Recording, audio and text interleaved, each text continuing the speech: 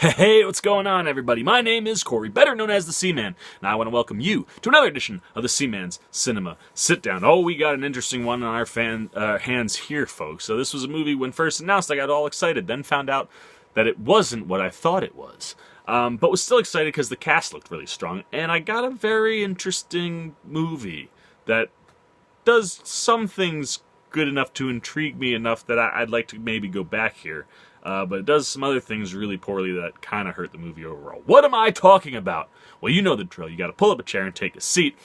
Because today, I am diving into Hotel Artemis. Hotel Artemis comes to us from writer-director Drew Pearce.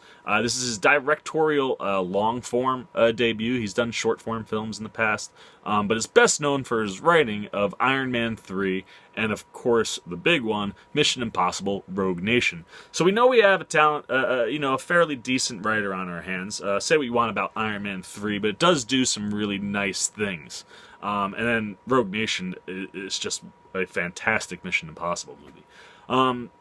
So all that aside, we know we've got some talent here, and Pierce does some things well, but he falls short in some major areas. And I think the first big problem with this movie, so let's dive into it, right? Well, let's give you the basis, right? For those that don't know, Hotel Artemis is essentially a hotel that's been turned into a hospital for criminals. You come into the Hotel Artemis, you can't kill other patients. And if you're a member, you can get taken care of. You get set up in like a little suite, and they have real high-tech medical technology that's really cool, that can do all sorts of things to repair you. We follow several criminals into the Hotel Artemis who are all there for various injuries or reasons, some of which are concealed from us and play out slowly. But it's run by the nurse, played by Jodie Foster, and her right-hand man, Everest, who's played by Batista. They kind of carry us all the way through this movie with, real big helping hands from Sterling K. Brown and Sofia Boutella, as well as, some appearances from some other folks. But while we're there, we find out that there's more than meets the eye going on, and, it kind of plays from there, but looks like a fun action flick. And this is where we're going to dive right into it, folks. You know how I roll. I start with the bad, end with the good. We're going to dive right into the bad, because the first major problem with this movie is that it's a ripoff of John Wick. When it was announced, I think everybody was like, oh, is Hotel Artemis part of the John Wick universe? And a lot of people, thought that was the case, myself included, and got very excited. As details came out about the movie, we found out that that was not the case. Completely separate from the world of John Wick, but stealing really, really crucial elements to the main story. It goes by a hotel name. The Hotel Continental would be the one that we have in the John Wick universe. This one, the Hotel Artemis. However, it's not a hotel. Well, it is, but it's been converted into a criminal hospital, as I said. And at the Hotel Continental, you go there to get weaponry. You can get patched up if you're hurt or injured. Or you can just lay low there for a few days while you're out, and it's a safe haven for assassins. This is a safe haven for criminals, and it's just a hospital. But it steals the concepts of rules. There are rules to the hospital, one of which you can't kill other patients. Identical to you can't kill other assassins at the Hotel Continental. So it steals all these elements that create a fairly interesting concept, even though it's not part of the world. But if you're buying into something that people will misconstrue or misinterpret or misunderstand, that this isn't part of the John Wick universe, and you would expect something big on the action side, and that's where it goes kind of south. Because you've borrowed all these elements from the John Wick universe, and you've signed on, Batista and some action-savvy folks, Sofia Boutella as well,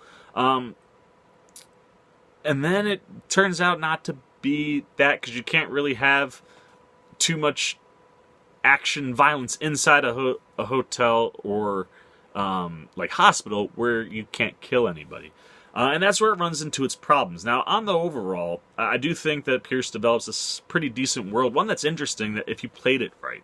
But by starting off with the fact that you're just kind of ripping off this concept from John Wick, but not also bringing with it some action-packed stuff, which that he can do, coming, I guess not as a director, he's a writer. And this is where I think he falls short both in the writing, because he doesn't really write too much for action, and certainly on the directing side.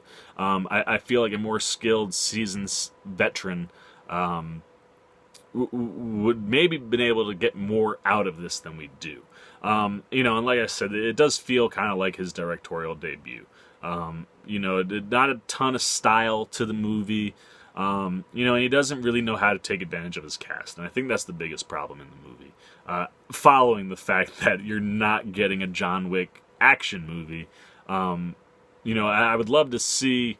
I believe they're doing The Continental as a TV show, which would be very interesting, because this idea in this world, this concept of like a safe haven for criminals where they can get patched up or different places is interesting, but on its own as the only place to go for a whole movie doesn't really work here. I would have loved to have seen this in conjunction with a John Wick style movie, right, or an action flick where like you go off and you spend a piece of time here. But for the whole movie, I don't know. It'll be interesting to see where the Continental goes. I believe it's on TV at some point. I haven't seen anything announced yet. But if that does happen, we could see if maybe someone can fix that kind of concept. Now, the other thing here, too, like I said, he doesn't really take advantage of his actors, and that starts with 2 cameos. Which, one, I was very disappointed to find out that they were cameos when both faces popped on screen. Second one kind of felt more like a cameo, but the first one, this is a non-spoiler review, but cast is out there. So Zachary Quinto and Jeff Goldblum both show up, and they both produce cameos, which it was super upsetting. Zachary Quinto, man, when he pops up on screen, the way he comes on screen, super cool. He looks really awesome. He's got this I love the style. I just love everything he's doing in this opening little bit. And we're like, oh man, Zachary Quinto's in this movie? Okay, here we go, man. Let's start moving, And he basically stays in one place the whole movie as just a verbal talking head, and doesn't really contribute much to the movie at all, other than just physically being there. Complete waste of his talent. Same with Jeff Goldblum. Besides just being disappointed that these guys weren't in the movie more, if you're going to use them for cameos, use the acting chops that these guys have, and they really don't. Goldblum, same thing. He shows up even later than Quinto, and he is in and out of the movie. And when he's on screen, great, but I would have liked to have seen more or just utilized that character more, so it kind of felt like a waste. Jenny Slate, also very talented, love Jenny Slate, but again, feels wasted here, and her character, even more so, feels completely disjointed from what's going on. I understand the concept. She's a cop that the nurse knows from, like, back in the day, like, before she was the nurse. And that I get this concept. Bring somebody from your past that would ruin the whole concept of this place. Like if someone knew you were bringing a cop inside to take care of them, criminals ain't gonna be too happy about that. And it just felt strange. It felt out of place. And the scene is okay, but it really doesn't add anything. And again, like you didn't really utilize Jenny Slate to her full capabilities. So, that was unfortunate. Charlie Day, although he is having a ton of fun in this movie, you can see that Charlie is having fun with this character. He's too over the top and also feels out of place. Now, there's Charlie, a lot of people kind of like stereotype Charlie as his character Charlie on Always Sunny. And that's his wheelhouse. When he plays that type of a role, or someone who's slightly more intelligent, he really can thrive. But Charlie has more range than people give him credit for. What he did in the first Pacific Rim movie was really, really good. The second Pacific Rim movie, issues of its own, which lend into him, but I liked everything he was doing. And here, he's just dialed up. His accent is outrageous. And he's dialed up so much more than everybody else that it's not like the movie is a caricature of anything, or this concept. It's kind of got a more serious tone, and Charlie just feels out of place. And I think he could work in there, but not what they did just doesn't work. But it was nice to see Charlie having fun with something different. And then finally, on the bad side with this movie, just an absolute waste of Batista. I don't know why you bring Dave Batista into a movie if you're not going to utilize him for major action. Right? I mean, yes, he's fantastic as Drax, and he kind of brings some of that humor and almost cadences, only in a different accent. I believe he's rocking a Hispanic accent in this movie. Or an accent of some kind, but he kind of brings like a that version of Drax to it. The way his delivery is very similar to Drax and how he handles himself. And he's great. Look, don't get me wrong. Like, I have Batista last because he straddles the good and the bad. Batista, wonderful in the flick. Really brings a lot to it. Goes all in. You know, he really shows his best. And every time he's on camera, you're fairly happy. You know, you're usually smiling or enjoying watching Dave work. But, like, no action for Dave Batista at all, almost. He gets a quick little fight early in the movie that's pretty awesome, and you're like, oh yeah, and you feel like it's building to something. And the movie actually takes you to a place where it really is building to something, and something starts happening, and you're like, oh, I like that idea. And then the next thing you know, I guess I gotta go with a mild spoiler here to get my point across, so if you don't want to know anything about the movie, do one of these, and I will do this again when you can come out of it. But essentially, he's fighting off a ton of people with an axe, and they start to overtake him. You see Dave disappear off camera, and you are led to assume that he is dead. The next time we see him, he is flipping the switch that turns all the lights back on in the Hotel Artemis at the end of the movie. And now we know that he's alive, because we see him do it. You can see it's his arm. There was at least 15 dudes that he would have had to take out in order to survive that, and it all happens off camera. How you allow the most action-packed portion of the movie to take place off camera with your best action star is beyond me. It's a humongous L for this movie, and like I said, the waste of talent throughout is a huge negative on top of not bringing much style. And the writing you should have been able to get more out of this, because like I said, the universe itself and what's going on and where they are works, man. I'm intrigued. I like the concepts of the hotel, and we'll get into that, but I like everything they're doing.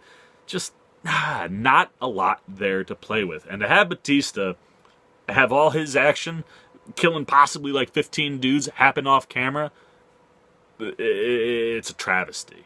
So if you have been avoiding the mild spoiler, you can come back, and we will no more spoilers the rest of the way. But it was important to get that out there because it really emphasizes how badly Batista's wasted. And as I said, he brings a lot himself, right? He really takes. I really thought he had fun with the role, and he got as much out of it as he could get. And I always love when Dave pops up. But the thing that makes it more frustrating is, like I said, I really like the world. I love the look of the hotel hospital. You know, I like that, you know, it all happens at night, so we kind of have a darker tone to everything, and it allows for lights in certain rooms to pop a little more. You know, Sofia Boutella has a dress on at one point because of the lighting. Like, things pop. Like, things like that worked really well. You know, and some of that technical stuff is... Drew Pearce doesn't do a technically terrible job, but it's something that I think a better director could have done a lot with. But yeah, I mean, like, the universe, you know, it's kind of in, like, almost not post-apocalyptic, but there are, like, riots and stuff going on.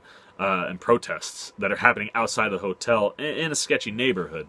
And this just kind of adds some extra elements. Allows you to go out of the hotel for a little bit. You know, a couple small sequences that are fun. You know, and I would have liked to have seen more of that, maybe more happening outside of the hotel than what we get. But look, and just the fact that it was almost right there, right? Like, I would be okay coming back to this world if you did a sequel. Just do it better, right? Like, the ceiling seems really high for this movie, and for me, it probably hit about mid-bar. And it hits mid-bar because of stellar acting performances. You know, the assist from Batista as a supporting actor is wonderful. Jodie Foster, I tell you what, man,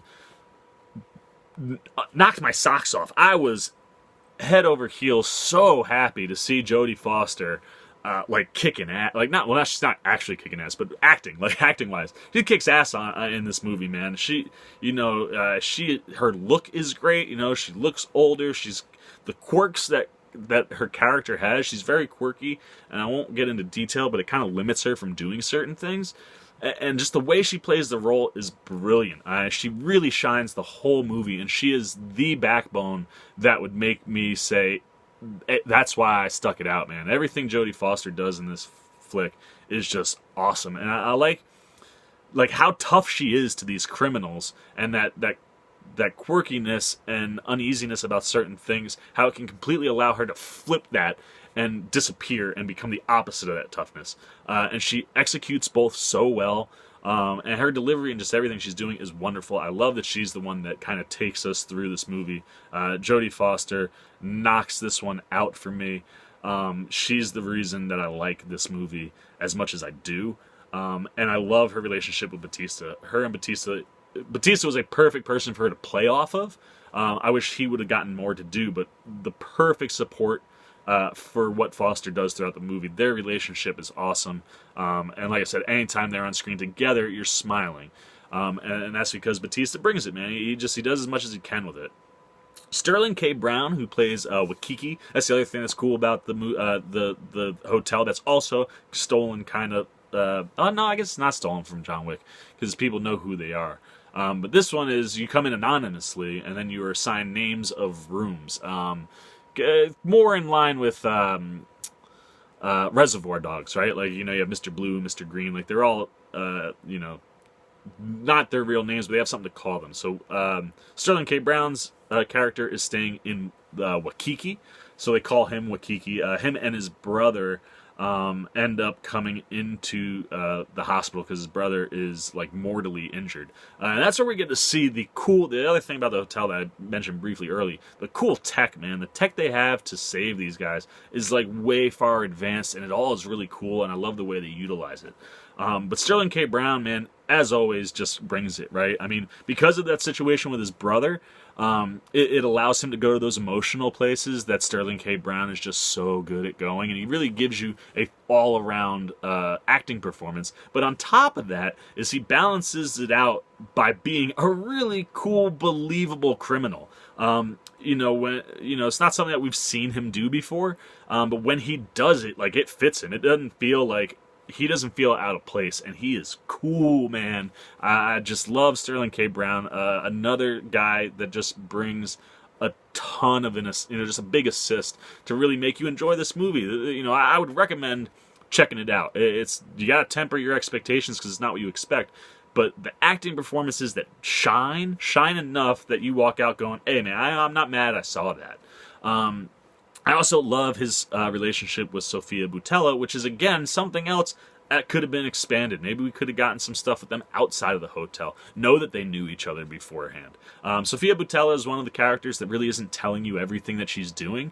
And that chemistry is there between her and Sterling K. Brown, where he knows that something's up and kind of can figure things out. And I love their relationship. Their chemistry is awesome on screen. You would have given me more of that and could have got me out of the hotel for a little bit. Like I said, I think the ceiling for this movie is really high.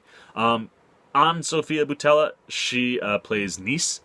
Awesome. Smoking hot, man. Style-wise, she looks cool. Love her hair. Her eyeliner and makeup are fantastic. As soon as she steps onto the screen, you're just like, ooh, like striking, and just boom, pops immediately, draws your attention, and she does not waste that opportunity. When she does anything, like I said, her acting, on-screen stuff with Wakiki is great. I love that she kind of really does walk that line. You're not sure whether you should trust her or not trust her. She kind of has interactions with Charlie that are funny but badass. And then, thank God, this is what really saved the movie. The one lone major action sequence in this movie belongs to Sofia Boutella, rightfully so. I mean, unbelievably talented in the action realm. You're probably familiar with her from the Kingsman movie. She was the one with the long blade. She was also Amunet in the terrible Mummy movie remake with Tom Cruise. But the thing that, as soon as I saw her, I was like, oh yes, I loved her in Atomic Blonde, playing opposite of Charlize Theron, and she's awesome. You know she can handle it, and she gets given a sequence that's in a narrow hallway, and she basically, mild spoiler, draws a line in the sand and says, "No one crosses my line," and then takes on 10 dudes in this kind of narrow hallway. Reminded me a little bit of Daredevil on Netflix, that hallway sequence that in that first season that was just poof, like that.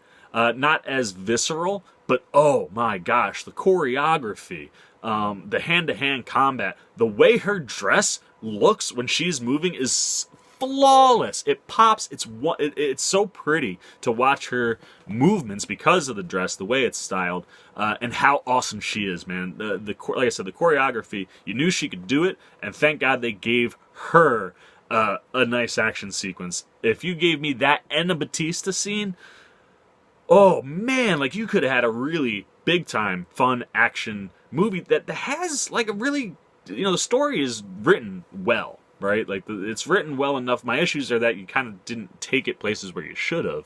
But enough of the storyline is there that you're invested. You give me some action, all of a sudden you got a good movie on your hands. Absolutely love Sofia Boutella. For me, she's the like the breakout in it, right? Like you knew you were gonna get good stuff from Jodie Foster, and then she even went above my expectations, but not out of the realm of what she's possible. Not like it's not out of her capabilities. Sofia Boutella, though, she popped, man, and like that scene is the thing you should be talking about. So that's it. That's all I gotta talk about, man. I've emptied out all of my thoughts on Hotel Artemis, a movie with a really high ceiling that hits about midway for me because it just didn't do things that seemed obvious to do. Not like obvious from a storytelling standpoint, but just like utilize your actors in ways that they, can really take control. So if you do that and add some more action into this movie, all of a sudden you got a franchise that isn't going to compete with John Wick. Because it's John Wick's far and away something. If you said one or the other, I'm going John Wick, But if you could have gotten me more into that realm, or more action, or like more hand to hand, I mean, you did the hand to hand combat. The scene is shot beautifully, it's acted beautifully, it's there. So if you can reach that ceiling, hey, I like the world that Drew Pearce has created here.